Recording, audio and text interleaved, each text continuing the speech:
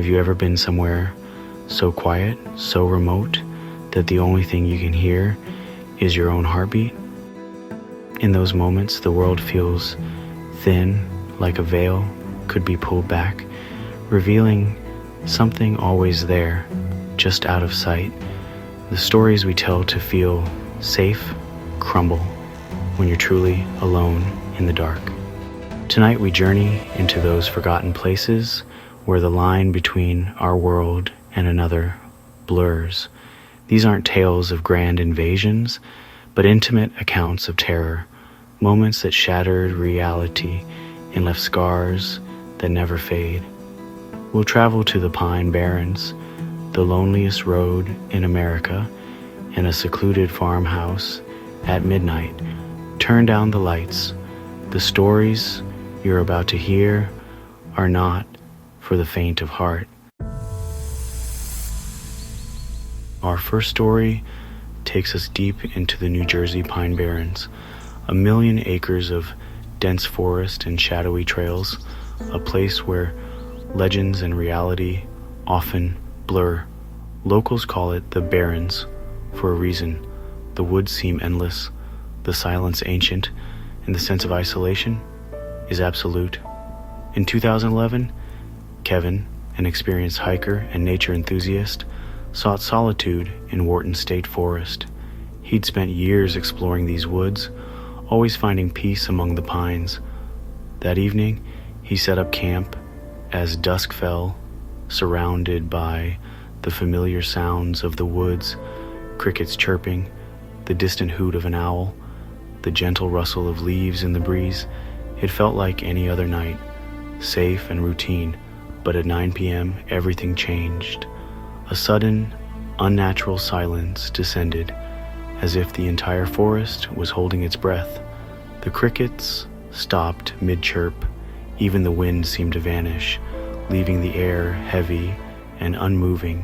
Kevin felt a chill crawl up his spine, a primal warning that something was wrong. That's when Kevin noticed a blue-green orb hovering between the trees, then another and another, until 5 lights appeared, moving in a silent, coordinated dance. They weaved through the trunks with impossible precision, casting shifting shadows that seemed to pulse with each movement. The lights were mesmerizing, almost hypnotic, and Kevin found himself unable to look away. The lights drew closer, bathing the clearing in an eerie, otherworldly glow. The colors shifted and shimmered, painting the trees with unnatural hues. Suddenly, a low hum vibrated inside Kevin's skull, not so much a sound as a sensation. His thoughts slowed, his limbs grew heavy, and a strange numbness crept over him. He tried to call out, but his voice caught in his throat. He tried to move, to run, but the lights converged, and a tall, thin figure appeared at the edge of the clearing. It was featureless, almost translucent, gliding silently among the trees. The figure didn't walk. It floated, its presence both terrifying and magnetic.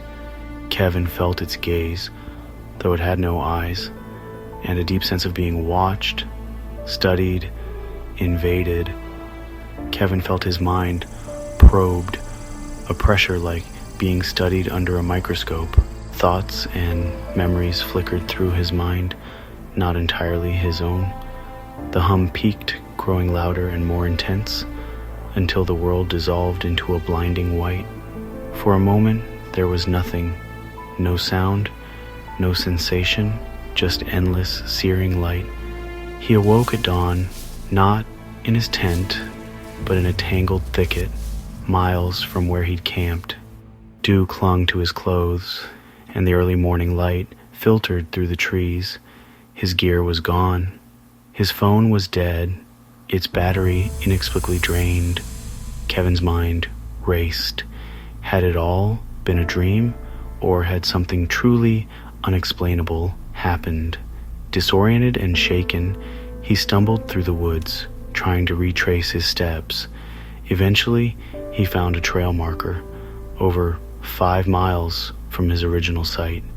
He had no memory of walking that distance, no idea how he'd ended up so far from camp.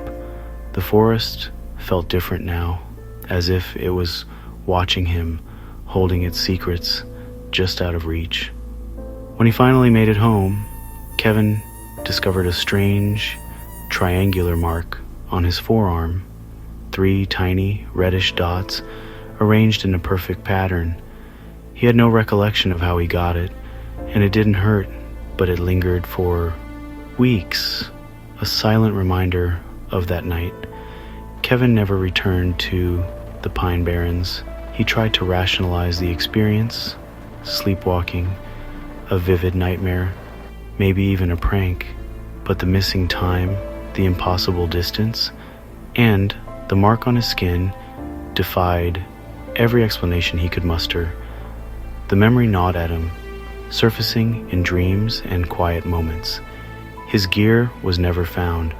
The memory of the silent figure and the unnatural calm haunted him, a presence that lingered in the back of his mind. Sometimes he'd catch himself staring into the woods, half expecting to see those lights again. He's left with the chilling certainty that he was taken, studied, and returned, a footnote in an encounter he'll never understand. The Pine Barrens keep their secrets well, and Kevin's story is just one of many whispered among the trees, where the line between reality and the unknown is always shifting.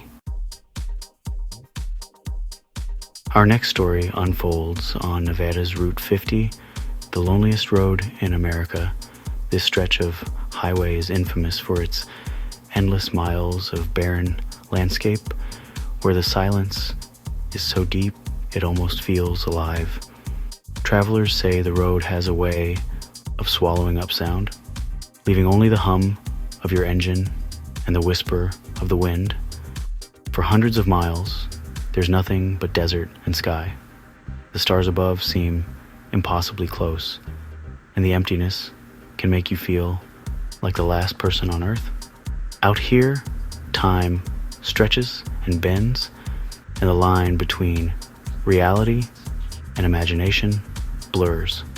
In 1998, Ray, a veteran trucker with decades of experience on the road, was driving through the night, his headlights cutting through the darkness, when he spotted a lone hitchhiker in the middle of nowhere.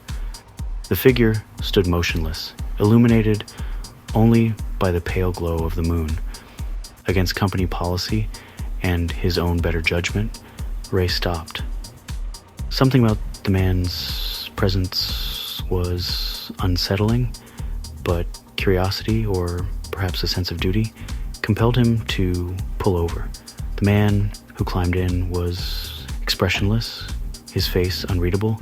When Ray asked where he was headed, the hitchhiker's answers were cryptic. From out there, just going forward. He offered no name, no story, just a chilling sense of detachment as they drove deeper into the desert. The radio, which had been playing quietly, suddenly dissolved into static.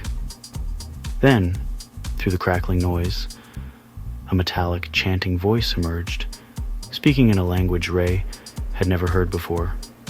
The air in the cab grew cold, and Ray's hands tightened on the wheel. The hitchhiker stared straight ahead, completely unfazed by the bizarre sounds. He didn't flinch, didn't speak, just watched the road as if he was waiting for something. Suddenly, a blinking red light appeared off the side of the road, hovering in the darkness where nothing should be. It pulsed rhythmically, casting an eerie glow over the desert floor. Without warning, the man turned to Ray and said, "This is my stop." He stepped out and walked toward the light, his figure growing smaller until both he and the light vanished, swallowed by the night. As soon as the man disappeared, Ray's truck died, No power, no radio, not even a flicker from the dashboard. He was stranded, utterly alone, in the vast, silent desert, miles from the nearest town. A deep, mechanical hum filled the night, vibrating through the cab and rattling the windows. The sound seemed to come from everywhere and nowhere at once, making Ray's skin crawl. Ray locked himself in, heart pounding, and waited out the night, too afraid to move or even breathe too loudly. Every shadow outside seemed to shift and watch him, and the hours crawled by until the first light of dawn. When help finally arrived, mechanics inspected every inch of the truck, but found no reason for the total electrical failure. The engine started as if nothing had happened, leaving Ray with more questions than answers. After that night, Ray never drove Route 50 after dark again. The memory haunted him, a chilling reminder of the mysteries that linger on lonely roads. He knew what he saw, and that some passengers are not what they seem. On Route 50, the silence hides more than just the wind. Sometimes it hides things you're not meant to understand. Our final story takes us deep into the heart of rural Wisconsin, where the Miller family lived in a weathered old farmhouse nestled among endless cornfields and dense, whispering woods. The land was quiet, the kind of place where the only sounds at night were the wind in the trees and the distant call of an owl. But for the Millers, that peace would soon be shattered. It began innocently enough, with strange lights, blinking, darting, and vanishing over the fields after sunset. At first, the family thought it was just distant headlights, or maybe a trick of the moonlight. But these lights moved in ways no car or plane could, zigzagging and hovering, sometimes pulsing with an unnatural glow. Mark, the father, tried to dismiss them as nothing more than overactive imaginations or local kids playing pranks. But as the nights wore on, the events escalated and the sense of unease grew heavier in the house. Soon, a low, mechanical hum began to haunt the property, drifting through the fields and circling the barn. The sound was unlike anything they'd heard before, steady, vibrating, and almost alive, as if the very air was being charged with electricity. Even the family dog, usually fearless, began to cower in fear, hiding under tables and refusing to go outside after dark. The animals sensed something the humans could not.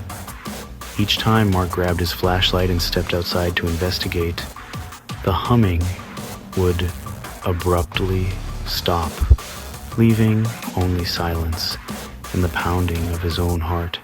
The children, Josh and Emily, grew more anxious with every passing night, their sleep troubled by nightmares and whispers. One night Josh swore he heard whispering voices just outside his window, soft, urgent, and speaking in a language he couldn't understand. The shadows outside seemed to move on their own.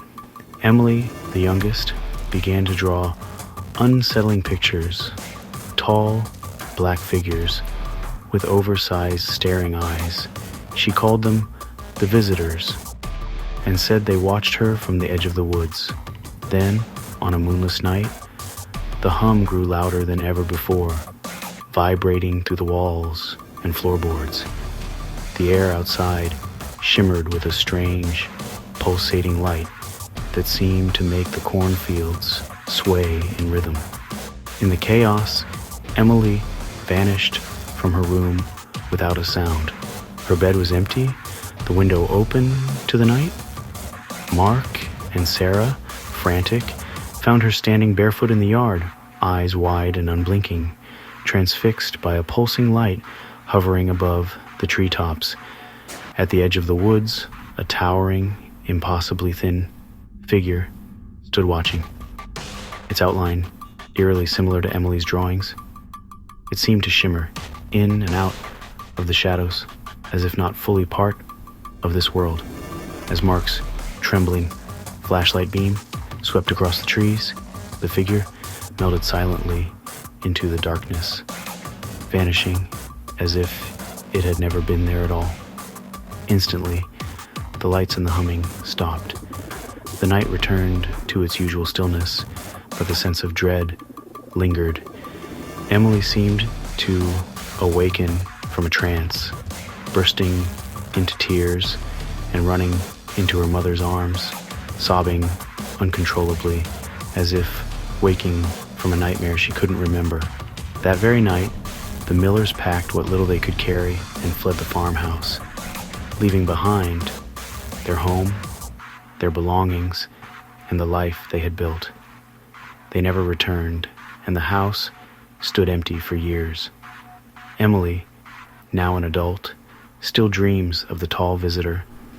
Sometimes she wakes in the night, certain she's being watched, haunted by memories she can't quite explain.